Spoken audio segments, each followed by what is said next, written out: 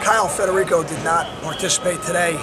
We're still optimistic he'll be able to do something for us on Saturday. We're not sure yet exactly what his role is going to be. We still have an ongoing competition for the depth behind him, so other than to say that we're competing to see who's number 2 right now, and potentially number 1, I'm not going to comment on only because today's just the first day of the competition. Any other questions? What gives you the confidence in Kyle's availability? Just talking to Dave McCune.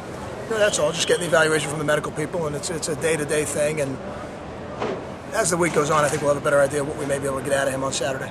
Kyle, does it change, I mean, as we stand here Tuesday, does it change much of your thinking of how you'd like the offense to, game plans and stuff like that, on how you would do things on longer field goals or anything? No, I don't think so. I think it probably just means you might punt where you would have a longer field goal. That's probably about the only difference.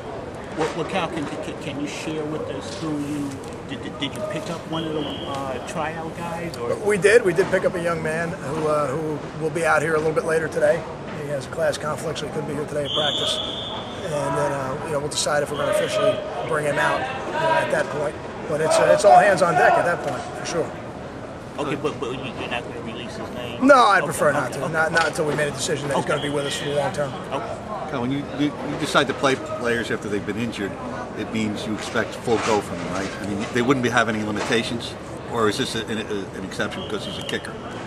I think because he's a kicker, he might be. I don't know if limited is the right word, but he might. I guess limited is a fine word. He could be limited. We'll just have to see ultimately what we think he can give us by the end of the week, and if we feel like that is the best thing for the team going forward, we'll use him. If we feel like we've got a better option, then we'll use the better option. Kyle, I think I saw on Saturday Miles played a little bit in the game. He did. So what's his status now? Obviously he's healthy enough to play, but how's he been in practice then? Oh, he's been great, full go. No limitations whatsoever. Talk about the problems with their blitzes the past 2 years. They have issues they've been. They have a high pressure defense. Their defense is predicated on making plays in the backfield. They certainly have done a good job against us. We've struggled against them offensively the last couple of years, and hopefully, we'll do a better job preparing this year, and we'll see how it turns out on Saturday. But every year it's a great challenge for us offensively to play against this defense. Kyle, when you put together a new staff, there's usually time, you got to get a feel for each other. Has that happened did that have to happen with this staff, or has it been pretty seamless going forward and everything? I think it definitely had to happen with this staff, because I think you're right. I think that has to happen with every staff. They have to have the opportunity to work together, get to know each other. The coordinators need to really see what the strengths and weaknesses are from the different people on the staff and make sure we're using everybody to the best of their abilities to get everything out of them that we can. And I think we were able to work through that in the spring. I think that was critical. Now, first couple games, I think there's always a little bit of a learning process as well as you start game planning for different opponents other than your own defense. But I think these guys have done a good job. I think they've spent a lot of time together from the moment we had everybody intact as a staff.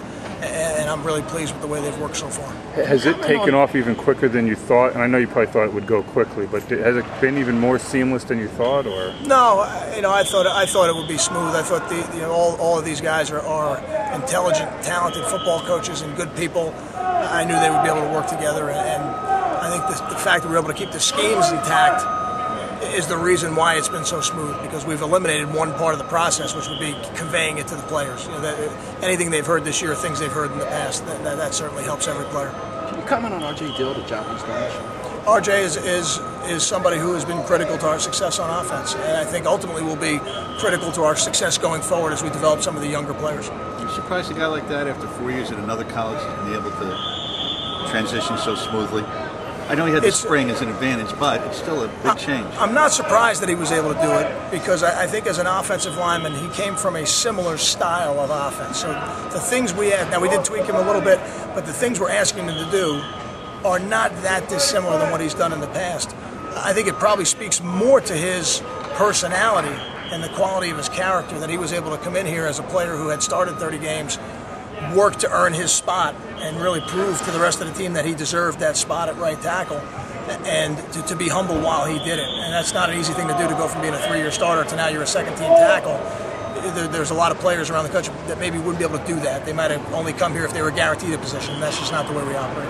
Juwan talked about watching tape of Ray Rice and other great running backs. Do you encourage that?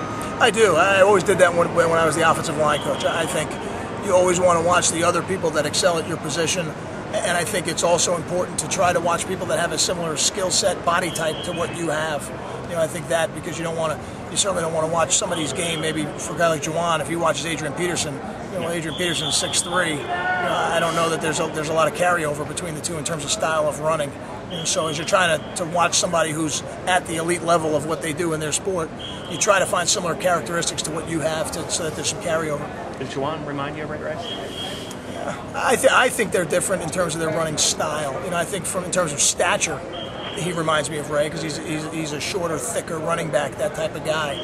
But I think in terms of style of run game or running, he does a good job as he gets through the line of scrimmage, similar to Ray. But then after the line of scrimmage, he's a different runner than Ray was, at least at the college level to me. Do you see Savon having a bigger role behind Juwan now that he's kind of had a game to get reacclimated? I think as Savon gets back into the groove, his role will expand. I do agree with that. In his first game back, what did he do well?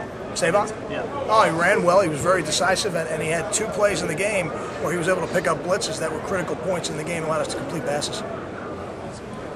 Thanks, guys.